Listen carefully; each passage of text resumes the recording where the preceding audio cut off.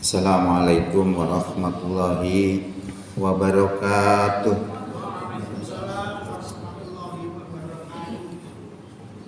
Alhamdulillah. Alhamdulillahilladzi arsala rasulahu bil huda wa dinil haq liyudhhirahu 'ala dini kullih walau karihal musyrikun. Asyhadu an la ilaha illallah wahdahu la syarikalah wa asyhadu anna Muhammadan abduhu wa rasuluh la nabiyya ba'dah. Allahumma shalli wa sallim wa barik ala Muhammad wa ala alihi wa sahbihi wa sallim ajma'in amma ba'du.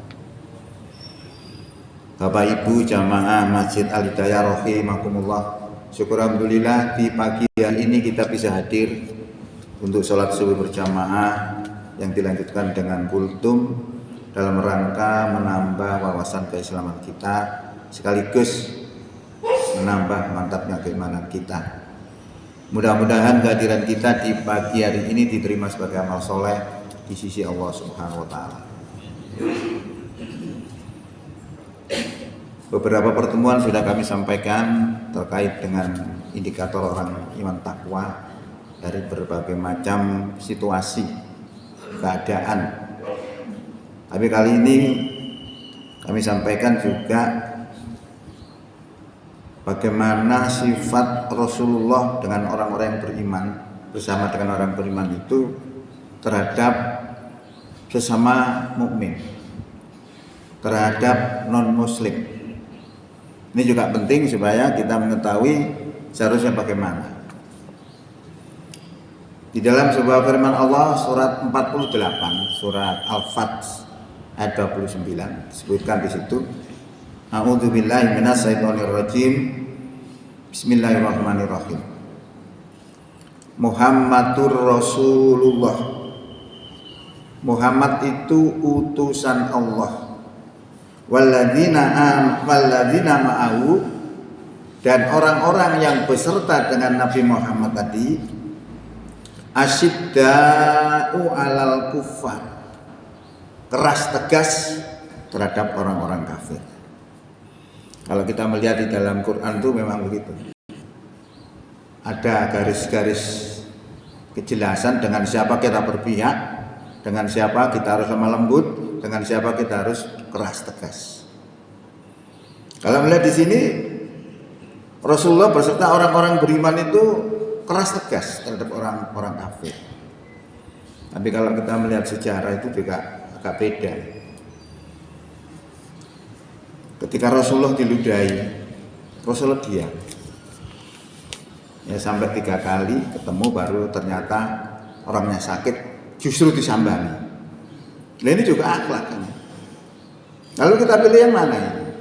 Yang satu menerangkan keras, yang satu menerangkan seperti itu lemah lembut. Nah ini bahasanya orang tidak bisa menerapkan. Sebenarnya itu tergantung waktu sebenarnya. Saat dia Rasulullah itu seperti itu diludahi diam saja, itu memang umat Islam belum kuat. Tapi ketika kuat beda. Pembelanya siapa? Umar bin Khattab. Siapa menghina Rasulullah akan dilibas oleh Umar bin Khattab. Jadi itu beda. Jadi banyak sekali karakter-karakter yang ditunjukkan oleh Allah dalam Quran. Nah, di sini dijelaskan bahwa Rasulullah itu Muhammad Rasulullah dan orang-orang yang bersama dengan Nabi Muhammad itu asyidda'u 'alal kufar, keras tegas terhadap orang kafir. Ruhama'u bainahum, lemah lembut terhadap antara mereka sesama beriman. Nah ini kadang-kadang kalau kita itu ikatan iman itu bukan ikatan iman, ikatan persaudaraan bukan karena ikatan keimanan, biasanya walaupun sesama mukmin ya keras. Oh ini bukan kelompok saya. Jadi kalau kita ikatan itu diikat dengan keimanan, persaudaraan diikat dengan keimanan jadi kuat. Mesti muncul apa? Al-hirah.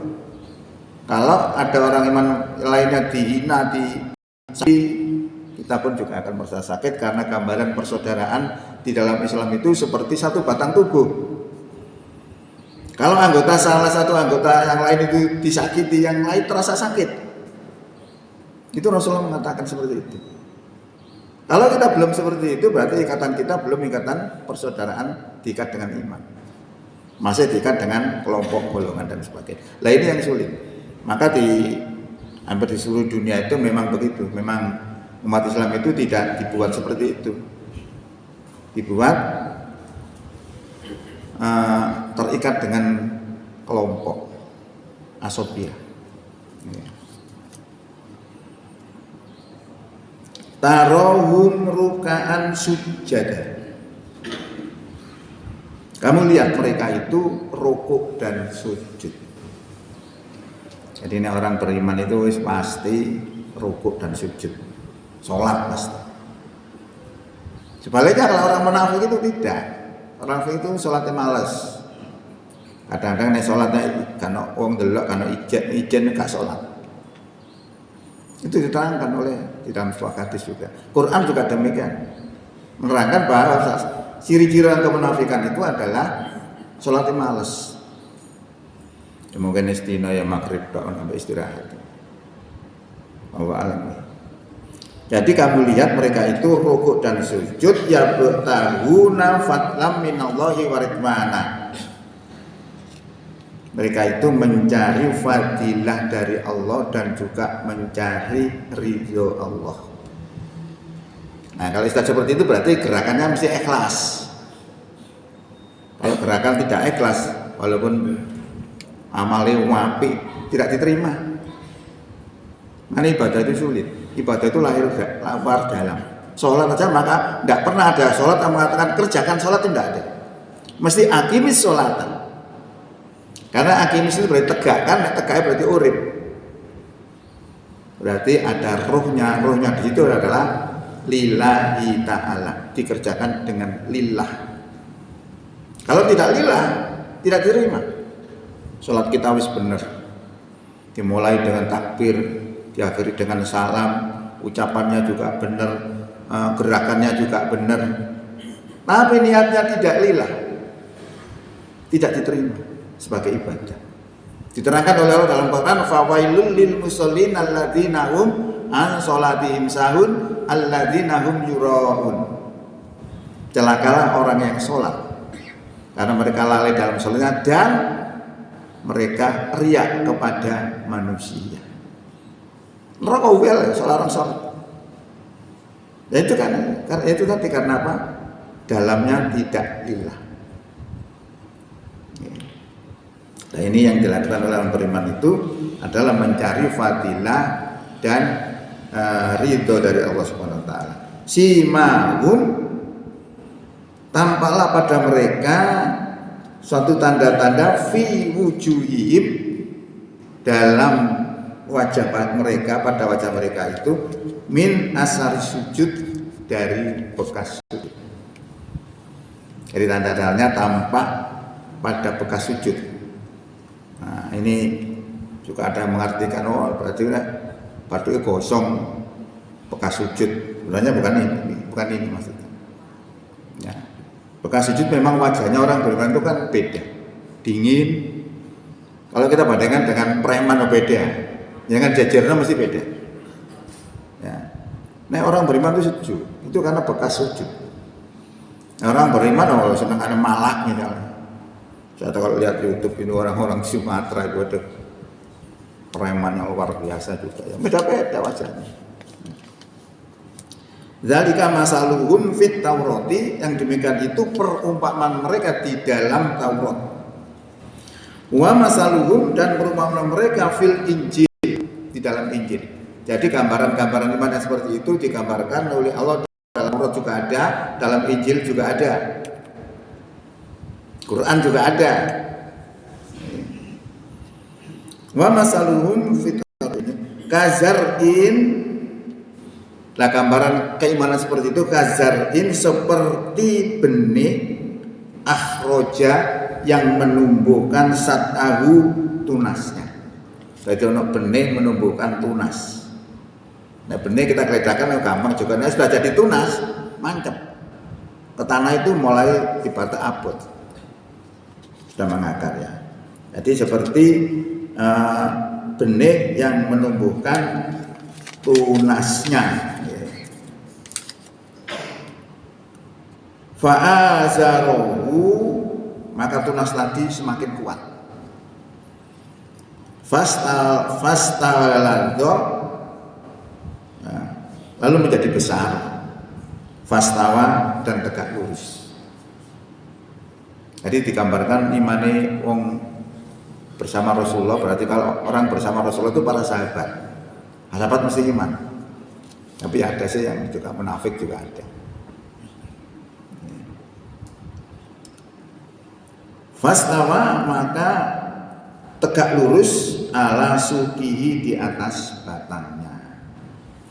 Yujibu zuroha, ya.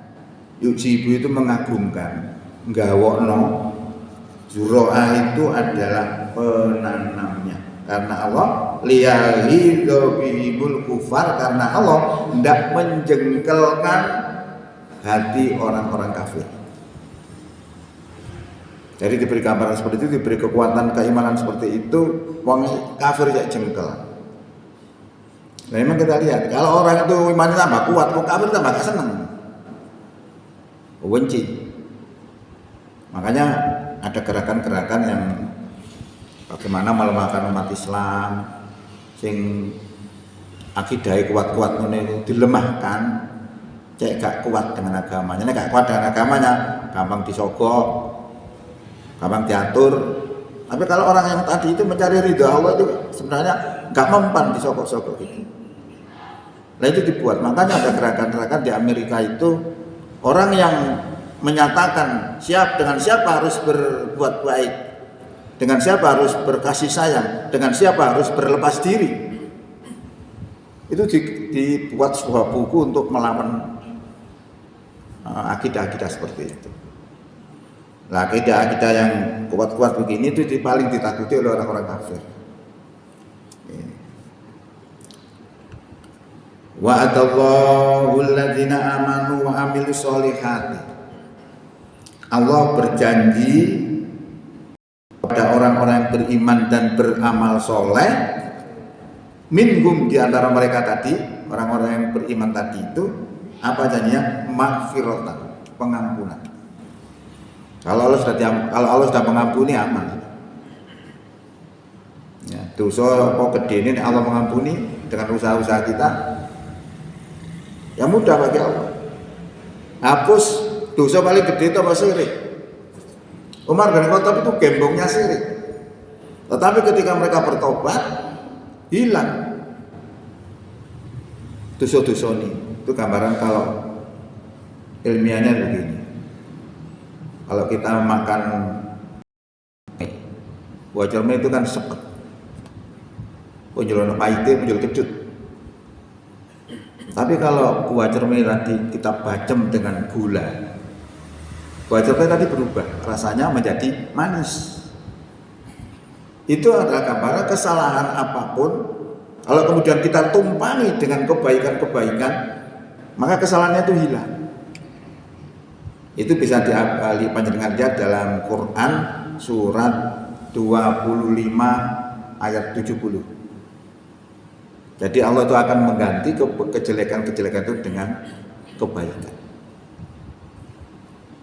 Jadi misalnya orang yang berbuat jelek belum tentu pada akhirnya jelek juga, belum tentu.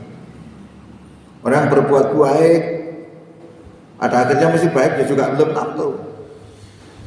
Contohnya siapa? Contohnya adalah Bal'am. Bal'am itu ulama yang kondang kami syukur, profesor, doktor, kalau sekarang ini punjul ulama.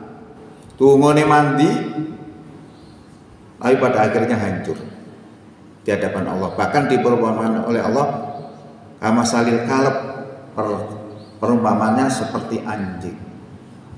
Karena apa? Terlibat suap. Suap itu adalah merubah sesuatu yang sudah ditetapkan Allah menjadi berubah karena ada uang. Nah, definisi suap itu juga harus kita ngerti, karena ada suap, ada hadiah.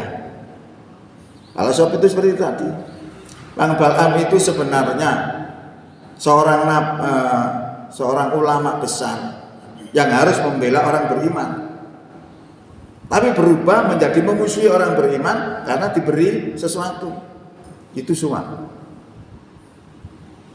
Nah, kalau memang dia itu berangkat untuk membela orang-orang beriman di bawah kenabian itu, kemudian disangoni, oh itu bukan suap, hadiah, hampir sama. Itu akhirnya jatuh tersyukur, dipermakan oleh Allah seperti anjing. Fama saluhu kama salikal intahmil alaihi yalhas au tatruhu yalhas.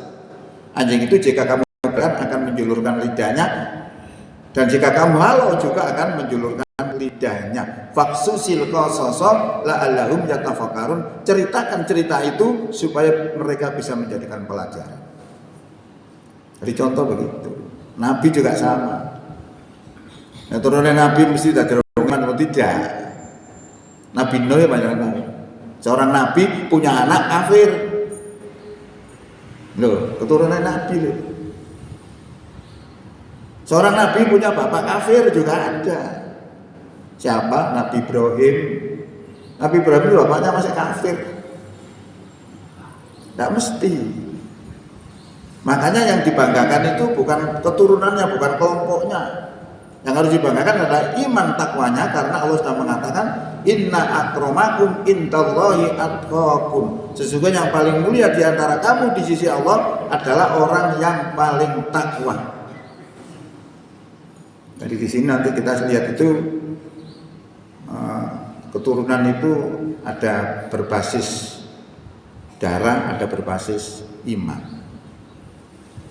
Ya, maka ketika Nuh itu dikasih banjir saat itu, anaknya ngelangi mencapai ujung, mencapai gunung supaya selamat. Bahkan Nabi Nuh berdoa supaya diselamatkan keluarganya itu. Dijawab oleh Allah, itu bukan keluargamu. Nah, itu bukan apa? Keluarga dari hubungan darah, tapi yang diperhitungkan adalah hubungan iman. Nah, jadi iman itu penting sekali. Jadi Allah berjanji akan memberikan kepada orang yang beriman dan amal soleh tadi maghfiratan wa ajron azima, dan pahala yang besar. Ini masih satu ayat. Sebentar ya, jam berapa? Oh, pun suwi. Sudah 17 menit lebih.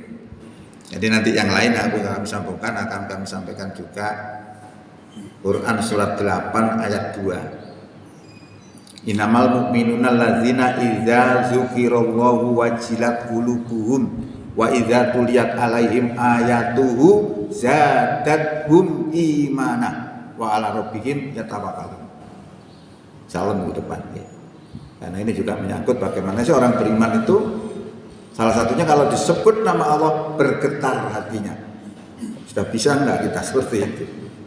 Saya sudah belajar berkali-kali, nggak pernah berhasil. Ya berhasil tidak salah mas, kemudian hilang lagi. Karena apa? Kecintaan kita kepada dunia itu masih tinggi. Kalau kecintaan kita kepada dunia rendah, sehingga dialihkan kepada kecintaan kepada Allah tinggi, insya Allah bisa. Karena kita mesti harus butuh mengenal Allah, ma'rifatullah. Bagaimana kita bisa bergetar kalau kita pada Allah kita tidak kenal? Lah kenalnya itu melalui 99 nama itu. Ini insya Allah untuk dilanjutkan, mudah-mudahan bisa disampaikan pada minggu depan. Saya kira itu yang bisa disampaikan, mudah-mudahan manfaat. Billahi taufiq wal hidayah. Assalamualaikum warahmatullahi wabarakatuh.